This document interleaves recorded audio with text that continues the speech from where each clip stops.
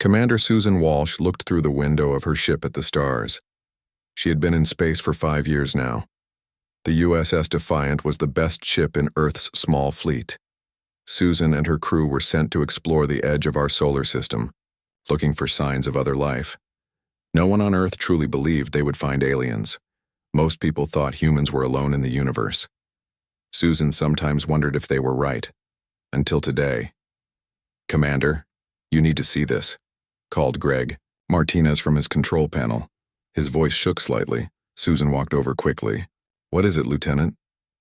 "A signal, not one of ours. It's not from Earth." The bridge went silent. Every person stopped what they were doing and turned to look. "Are you sure?" Susan asked, her heart beating faster. Greg nodded. "Yes, ma'am. And there's more. It looks like a distress call." Susan took a deep breath. This was what they had trained for, but no one ever expected it to happen. "Set course for the signal. All crew to alert status. This is not a drill." The USS Defiant changed direction, moving toward the unknown signal. As they got closer, their sensors began to pick up more details. "It's a ship," said Nancy Kim, the HFY science officer. "And it's big. Really big. At least 5 times the size of the Defiant." Susan stared at the screen as the first images came through. The alien ship was unlike anything she had ever seen. It seemed to be made of crystal and metal, twisted together in impossible ways. Parts of it glowed with strange blue light, but most importantly, it was badly damaged. Large pieces were broken off, floating nearby in space. Dark burn marks covered one side. "Life signs?" Susan asked, trying to keep her voice steady. Greg checked his screen. "Yes, but weak. Their life support systems are failing." Susan made a quick decision.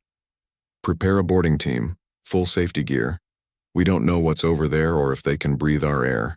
20 minutes later, Susan led a team of 6 people onto the alien ship. They entered through a damaged area where the hull had cracked open. Inside, the corridors were tall and wide, filled with a thin mist that their suits said was safe to breathe. "Hello?" Susan called out, then felt silly. Why would aliens understand English? They moved deeper into the ship. The damage was worse inside. Equipment was broken and sparking, and then they found the bodies. The aliens were tall and thin with forearms and skin that shimmered like oil on water. Most were clearly dead, their bodies lying where they had fallen. But as the human team entered what seemed to be the main control room, they found survivors. 5 aliens huddled together near a central platform. They looked up as the humans entered, their large eyes widening. One of them, wearing what looked like armor decorated with strange symbols, stepped forward. It touched a panel on the wall, and suddenly the air filled with colored lights that formed into shapes, then into English words. "You are not the swarm," the floating words read. "You are new, unknown." Susan stepped forward, removing her helmet since the air was breathable. "We're humans, from Earth. We picked up your distress signal." The alien touched the panel again. "I am Admiral Zental of the Araxian Defense Force. Our ship is dying. We cannot repair it." "We can help you," Susan said. "Bring you aboard our ship." The alien's 4 arms moved in a complex pattern. "The Confederation has fallen. The swarm has broken our forces across 3 star systems. Nothing stops them. Now they will find your world too." Susan felt cold despite her suit. "What swarm? Who attacked you?" "The enemy of all life," the words explained. "They consume planets. They adapt to all weapons. They have destroyed many civilizations over centuries." Another alien stepped forward, this one clearly injured, and touched the panel. "How did you find us? This sector should be empty." "We were exploring," Susan explained. "This is our first mission beyond our solar system." The aliens looked at each other, making sounds like bells ringing. Then Admiral Zental touched the panel. Again, "You are untested. New. The swarm will not expect you." Susan wasn't sure what that meant, but she knew her duty. "Let's get you to safety first. Our medical team will help your injured." As they led the aliens back toward the Defiant, Susan noticed they carried small devices and data cores. They were saving what they could from their ship. Once aboard the Defiant, the ship's doctor, Pete Rodriguez, set up a makeshift hospital area for the injured aliens. Their biology was different, but they seemed to respond well to basic treatment. For shock and injuries, Admiral Zentel stayed with Susan on the bridge. Through the translation device, they began to talk. "Our Confederation had 18 species," the alien explained. "We explored and traded together for thousands of years. Then the swarm came. They destroy everything, take the resources, and move on. They learn from each battle. They adapt to our weapons and tactics." "How long have you been fighting them?" Susan asked. 300 of your Earth years," came the reply. "We are losing. This ship was part of our last major fleet. Now it is gone." Susan looked out at the stars. Just hours ago, her biggest concern had been completing their mission on time. Now she was facing the news that a powerful enemy that had destroyed advanced alien civilizations might soon find Earth. "We need to warn our people," she said. "Can you show us where the swarm is now? How much time we have?" The Admiral used the translator again. "Perhaps there is hope yet. The swarm expects our tactics. They have fought us for centuries. But you are new. Different. They will not expect how humans think or fight." Susan wasn't sure if that was a compliment. "We're not very advanced compared to you. That may be our salvation." The alien's words floated in the air. "The most advanced solution is not always the best one. Sometimes a new perspective changes everything." As the Defiant turned and headed back to Earth at top speed, Susan sent a message ahead. Humanity's first contact with alien life was not what anyone had expected. They weren't bringing peace or amazing new technology. They were bringing refugees and news of a war. But maybe, just maybe, they were also bringing hope. The aliens believed that humans might see solutions they had missed. That humanity might find a way to defeat an enemy that had broken the forces of 18 advanced civilizations. Susan looked at Admiral Zental, who stood silently watching the stars slip by. She wondered what would happen when they reached Earth. How would people react? What would governments do? She didn't know, but she felt certain of one thing: nothing would ever be the same again. 6 months had passed since the USS Defiant returned to Earth with the alien survivors. The world had changed forever. Countries that once fought each other now worked together against a common threat. The Araxians and other aliens from the Confederation shared their technology with humans, while Earth's leaders prepared for war. Admiral Jack Porter stood in the big meeting room at the United Earth Defense Center. On the wall-sized screen in front of him, aliens from 17 different species watched and waited.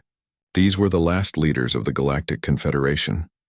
"So let me make sure I understand," Jack said, looking at the alien called High Commander Zental. "Your people have been fighting the swarm for 300 years and you're still losing?" "Yes," the alien replied through the translator. "The swarm learns from every battle. They take our weapons and make them better. They know all our battle plans. Our best minds say we will all be gone in 5 years. Jack rubbed his chin. He had been a Navy SEAL before becoming an admiral. He knew about fighting against bigger enemies. "That's because you've become too predictable," he said. "You've been fighting the same way for too long. The swarm knows what you'll do before you do it." The aliens looked at each other. A tall, thin one with 6 eyes spoke next. "What do you suggest, human? Your weapons are much simpler than ours. Your ships are slower. How can you help where we have failed?" Jack smiled. "Because we're new. We're unpredictable. Human history is full of strange ways to fight wars. Things your people stopped using thousands of years ago." "Simple weapons cannot beat the swarm," said another alien. "Maybe not alone," Jack agreed. "But what about simple ideas with your advanced tech? The swarm knows all your moves because they've seen them before. They've never fought humans." In the next few months, military leaders from all Earth nations worked with the aliens. At first it was hard. The aliens thought human ideas were too simple. Humans found alien technology too complex. But slowly, they began to understand each other. Captain Maria Rodriguez led a team of human and alien soldiers. Her second in command was an Araxian named Vexor, who stood 7 feet tall and had 4 arms. At first, Vexor thought Maria's ideas were crazy. "Your battle plans have no order," he told her during training. "They are chaotic." Maria smiled. "That's the point. Chaos only looks random to your enemy. To us, it's a plan they can't predict." Their first mission was to attack a small swarm base in a star system the aliens called Helios 9. The normal alien plan would have been to send many ships for a direct attack. But the swarm always seemed ready for such attacks. Instead, Maria's team used only a few ships. They used special devices to block the swarm signals, then sent fake information to make the swarm think a big fleet was coming from the other direction. "This will never work," Vexor said as they watched the swarm ships leave to fight the fake fleet. "This," Maria said with a smile, "is how humans fight wars." The mission worked perfectly. They destroyed the base and captured some swarm technology to study. It was the first win against the swarm in many years. When they returned to Earth, Admiral Porter met them at the landing area. "Great job, Captain," he said to Maria. "You've given the Confederation something they haven't had for a long time." "What's that, sir?" "Hope." Dr. Ben Cole never thought he would work with alien scientists.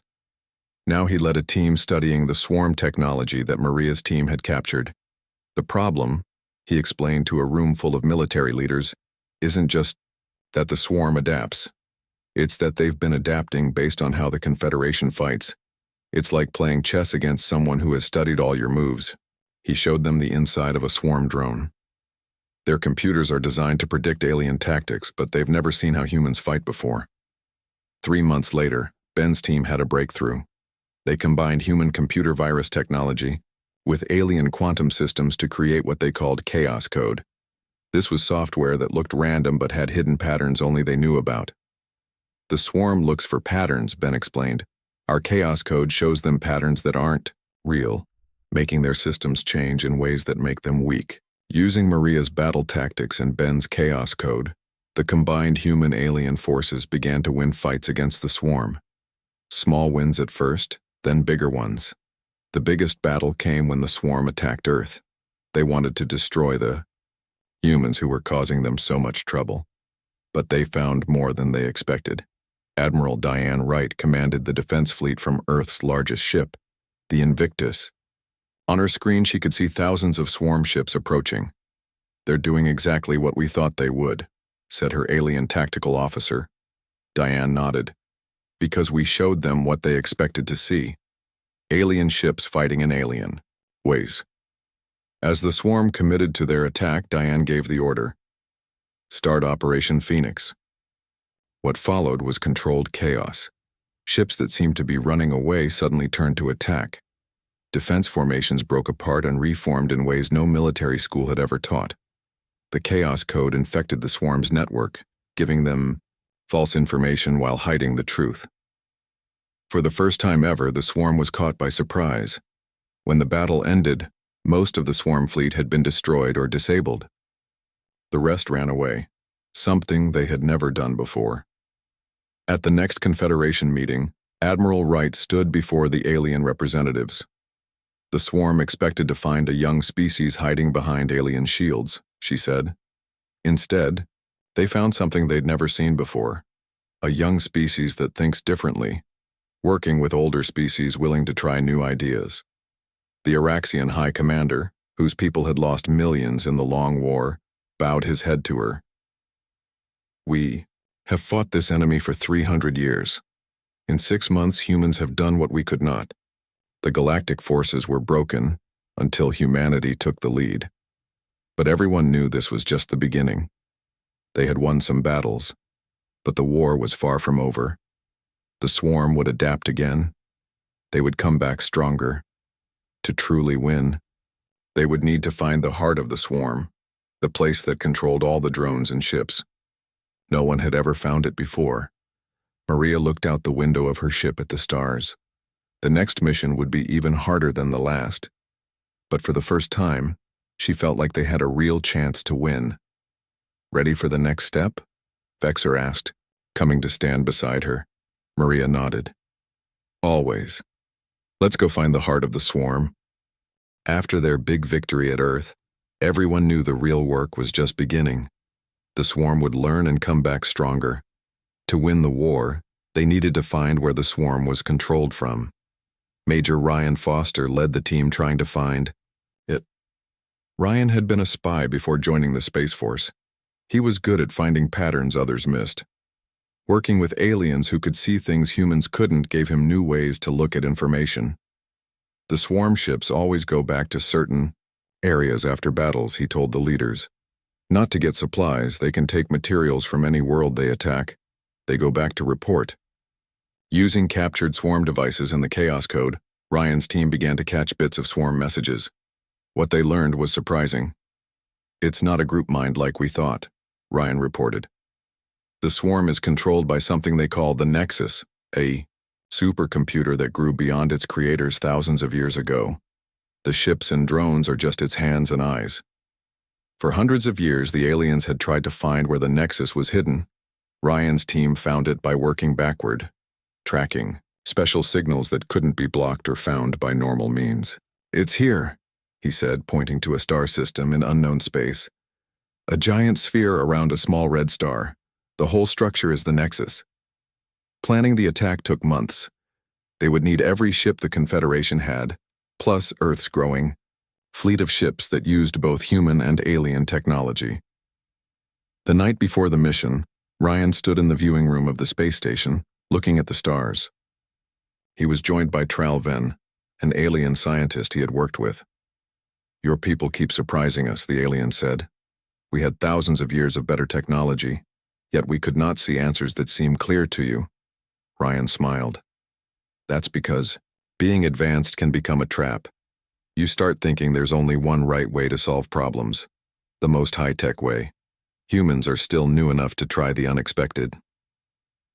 If we live through tomorrow, Tral Ven said, the Confederation will need that way of thinking. The battle for the Nexus was the biggest space fight in known history. Millions of swarm ships protected the giant sphere against the combined human-alien fleet. The chaos code gave them an early advantage, but the Nexus began to adapt quickly. The turning point came when Ryan's special team, carried by Maria's attack squad, managed to break through the outer shell of the sphere. While the battle raged outside, they fought their way through robot defenders to reach the center of the Nexus. What they found there changed everything. The Nexus wasn't just a machine. It was a prison for an ancient mind. The last survivor of the race that had made the first swarm as helpers. Trapped and corrupted over thousands of years, it had driven the swarm's endless expansion. It's trying to rebuild its creators, Ryan realized reading the data screens. It's been collecting genetic material from every species it meets, trying to recreate a species that died out ages ago. The mission changed in an instant. Instead of destroying the Nexus, they needed to free the mind from its corruption, a job that needed both alien technology and human creativity. As the space battle reached its peak outside, Ryan and Maria worked with their alien friends to create a system that would save the ancient mind while cutting its control over the swarm. If this works, Maria said as they started the process, we're not just ending a war. We're saving something that's been suffering for thousands of years. The process took hours, during which the battle outside hung in the balance. When it was done, the effect was immediate and dramatic. Across the battlefield, swarm ships suddenly went still. For the first time in centuries, the guns fell silent. Dr. Ben Cole led the team studying the Nexus in the weeks that followed. What they learned was amazing. The being inside the Nexus calls itself the Elder, he explained to the combined human-alien council. It belongs to a species that was already old when our ancestors were still living in caves. Its people created the swarm as helpers, but something went wrong. The council room was silent as Ben continued. A disaster killed most of the Elder's people. It linked itself to the swarm's control system to survive, but over thousands of years the link corrupted both the Elder and the swarm. It forgot its original purpose and just kept expanding, looking for parts of its dead civilization. Admiral, Porter nodded slowly. And now that we've broken that corrupt link, the Elder is healing, Ben said. It's horrified by what the swarm did under its twisted guidance. It wants to help us rebuild. The next few months were busy ones. The dormant swarm ships, millions of them, were now just empty machines. With the Elder's help, humans and aliens began to reprogram them to help rebuild worlds the swarm had destroyed. Captain Maria Rodriguez stood on the bridge of her new ship, the USS Discovery. Unlike the warships they had built before, this one was designed for exploration. Its crew included members of 7 different species. Our orders, she told her crew as they prepared to leave, are to explore parts of the galaxy the swarm never reached, to find other civilizations that might have been hiding just like we were, and to offer them friendship instead of war. Vexor, now her official second-in-command, stood beside her. The galaxy will be very different now, he said. For too long we only thought about survival. Now we can think about living again. Back on Earth, Major Ryan Foster had taken a different path.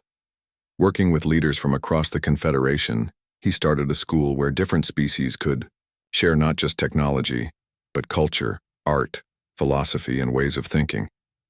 The swarm almost won because the old Confederation became too set in how they thought, he told the first class of mixed students. Our strength is in our differences, in looking at problems in ways no single species could imagine alone. Dr. Ben Cole continued to work with the Elder, using its knowledge to help understand and repurpose swarm technology for peaceful uses. The dormant swarm vessels, once tools of destruction, were being changed into tools for rebuilding. The Elder, remember civilizations that rose and fell before any of our species evolved, Ben told his team. With its help, we can recover lost sciences, explore new areas of knowledge. President Sarah Miller, who had led Earth through the war, addressed the United Nations 1 year after the Battle of the Nexus. Today marks not just the end of a conflict, but the beginning of a new age for all our peoples, she said. We came together because we had to, but we stay together because we choose to. As she spoke, ships from a dozen worlds flew overhead in formation, a tribute to the peace that had seemed impossible just a few years before. On the Discovery, about to leave Earth's solar system, Maria gave the order to engage the new drive system, technology that combined human ideas with alien engineering. Where to, Captain? Her navigation officer, a young alien, asked. Maria smiled. Beyond the frontier, there's a whole universe waiting for us. As the Discovery accelerated toward the stars, it carried with it the hope of a galaxy healing from centuries of war and the promise of discoveries yet to come. 2 years had passed since the battle at the Nexus. The galaxy was healing, but there was still much work to do. Many worlds had been destroyed by the swarm. Millions of people from different species needed new homes. The task of rebuilding was enormous. Admiral Jack Porter now led the combined fleet, with ships from 23 different species. Today he stood in the big meeting room on Earth, looking at the latest reports. The holographic map showed hundreds of systems, many of them still in need of help. Admiral, we have a problem, said Commander Lily Chen, his human second-in-command. We're picking up strange signals from the edge of known space, Sector 12. Jack frowned. What kind of signals? They're similar to old swarm patterns, but different, somehow. Scout ships report seeing strange vessels that don't match any known design. This was troubling news. While most of the swarm ships had been reprogrammed to help with rebuilding, some had been too damaged to fix. They had been left in deep space, thought to be harmless without the Nexus to control them. Could some of the swarm have survived with their own control system? Jack wondered out loud. The Elder says no, replied Tralven, the alien scientist, who now served as Jack's advisor. But there is another possibility. What if someone else found some of the dormant swarm ships and activated them? The idea sent a chill through the room. The technology in swarm ships was dangerous in the wrong hands. We need more information, Jack decided. Send Maria and the Discovery. They're closest to that sector. Captain Maria Rodriguez received her orders while the Discovery was mapping a previously unexplored star system. She gathered her crew in the main meeting room to explain their new mission. "We're changing course to Sector 12, she told them. "Something strange is happening there, and we need to find out what." Vexor, her alien second-in-command, looked concerned. That area was heavily damaged during the war. Few planets there remain habitable, which makes it the perfect hiding place, Maria said. The Discovery changed course and arrived at Sector 12 3 days later. They moved carefully, using their sensors to scan for the unusual signals. "I'm picking up something," said Frank Wells, the science officer. "It's coming from the third planet in this system." The planet below was a sad sight. Once it had been home to a thriving civilization, but the swarm had stripped it bare. Now its surface was mostly desert, with the ruins of cities visible from orbit. "No life signs," Frank reported. "But there's a large energy source coming from inside that mountain range." Maria made her decision. "We'll send down a small team. I'll lead it." Despite Vexor's protests, Maria took a team of 6, 3 humans and 3 aliens, to the surface. They landed their small ship near the mountains and made their way toward the energy source. What they found shocked them all. Hidden inside a vast cave was a factory of sorts. Damaged swarm ships and drones were being repaired and modified. Strange-looking robots moved about working on the machines. "What is this place?" whispered Sam Parker, one of the human team members. Maria shook her head. "I don't know, but we need to." She didn't finish her sentence. A loud alarm sounded, and the robots all turned toward them.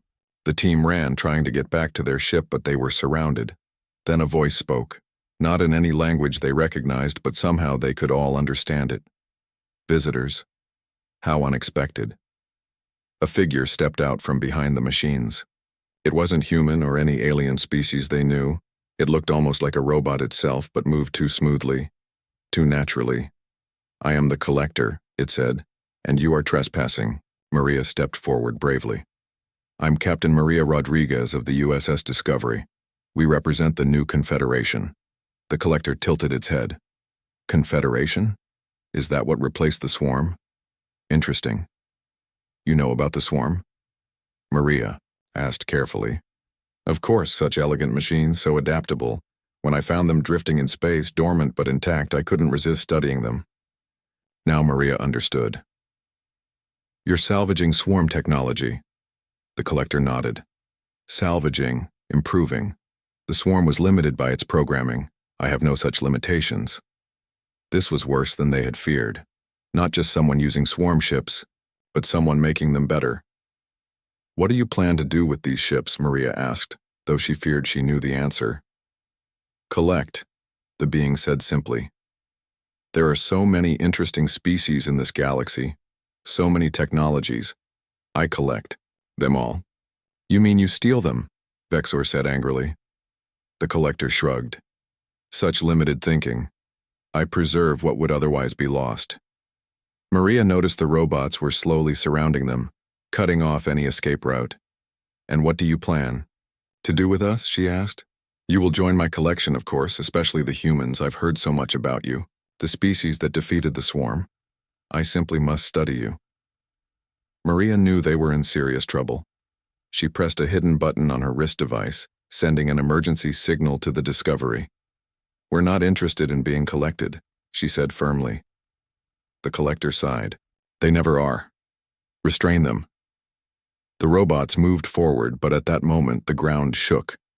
The Discovery had received Maria's signal and was firing at the mountain, creating a distraction. "Run!" Maria shouted, and her team scattered, dodging robots as they raced for the exit. They barely made it back to their small ship and took off with modified swarm drones in hot pursuit. The Discovery provided covering fire, allowing them to escape. Once safely back in orbit, Maria immediately sent a message to Admiral Porter. "We have a new problem," she reported. "Someone calling itself the Collector is rebuilding swarm ships. It says it wants to collect species and technology from across the galaxy." Jack Porter listened grimly to Maria's report. When she finished, he turned to his advisors. "Just when we thought we were done fighting," he said. Tralven looked troubled. "If this Collector has truly improved swarm technology, It could be even more dangerous than the swarm itself. We need to warn everyone, Lily Chen said. Get the fleet ready. Jack nodded. But we also need more information. Maria, I want you to find out everything you can about this collector, where it came from, what its weaknesses are. Yes, sir, Maria said. I think the Elder might know something. Some of the collector's technology looked very old, maybe from the same era as the Elder's people. Good thinking. Talk to Dr. Cole and the Elder immediately. As the meeting ended, Jack looked out at the stars. They had barely survived one enemy that wanted to consume the galaxy.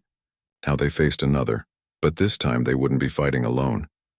This time the Confederation was united and prepared. We stopped the swarm, he said quietly. We'll stop this collector too. Maria returned to the Discovery with her new orders. As the ship set course for Earth to consult with the Elder, she thought about the collector. There had been something familiar about its technology, something that reminded her of the Nexus. Do you think it's connected to the swarm somehow? Vexor asked, seeming to read her thoughts. I don't know, Maria admitted. But I intend to find out. As the Discovery jumped to faster than light speed, Maria knew that the peace they had fought so hard for was once again in danger. But unlike the old Confederation, which had been slowly losing a war for centuries, the new Confederation was ready to face whatever came next. Humanity had shown the galaxy how to fight back once. Now they would do it again. The USS Discovery raced back to Earth.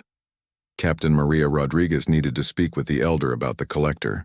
She had a feeling they were connected somehow. Dr. Ben Cole met her at the space station where the Elder now lived. The Ancient being no longer needed the Nexus to survive. It existed in a special chamber designed to meet its needs, surrounded by screens and speakers so it could communicate. The Elder has been waiting for you, Ben said as they walked to the chamber. It seemed troubled when I mentioned the collector. When they entered the chamber, the air felt heavy, like before a storm. The Elder was a shimmering presence in the center of the room, neither fully solid nor fully energy. Captain Rodriguez, the Elder's voice came through the speakers. You have seen the collector. Yes, Maria said. It's rebuilding swarm ships. Do you know what it is? The Elder's form rippled. I know, the collector was once like me, one of my kind. Maria and Ben exchanged surprised looks. In the final days of our civilization, the Elder continued, some of us chose different paths. I tried to preserve our people. The collector tried to preserve everything else. We argued. We fought. Eventually, the collector left with many of our technologies. And now it's back, Maria said. Yes. While I was trapped in the Nexus, corrupted and controlling the swarm, the collector was traveling, gathering technologies and samples from across the galaxy. It believes it is preserving things, but it does not understand the difference between collecting objects and capturing living beings. Ben leaned forward. Can it be reasoned with? No. The Elder said simply. It has been alone too long. It sees all life forms as specimens to be studied and preserved in its collection. How do we stop it? Maria asked. The same way you helped me, the Elder replied. You must free it from its corruption, but it will not be easy. The collector has had thousands of years to gather powerful technologies. Maria reported everything to Admiral Porter. A plan began to form. They would need the strongest ships, the best weapons, and the smartest minds for this mission. But most importantly, they would need the chaos code that had helped them defeat the swarm. The collector is an ancient being like the Elder, Dr. Cole explained to the War Council, but it's controlling its technology in a different way. Instead of being trapped like the Elder was, it's spreading itself across many systems. Can we use the chaos code against it? Admiral Porter asked. Yes, but we need to get close to its main systems. And we need to update the code. The collector has likely studied the swarm and knows about our previous tactics. Major Ryan Foster, who had helped create the original chaos code, joined the team. We need to make the code even more unpredictable, more human. For weeks they worked, preparing for the mission. The discovery of more collector bases added urgency to their task. The collector was growing stronger, adding more ships to its fleet every day. Finally, they were ready. A fleet of 50 ships from 12 different species gathered near the edge of Sector 12. The plan was risky. While most ships would engage the collector's forces, a small team would sneak into the collector's main base to deploy the new Chaos Code directly. Maria would lead the infiltration team. Her experience with both the swarm and the collector made her the best choice. Vexor and Ryan would go with her, along with 4 others. Admiral Porter addressed the fleet before they departed. "We face an enemy that doesn't want to destroy us, but to collect us, to turn us into specimens in a museum. That is not a future any free being can accept."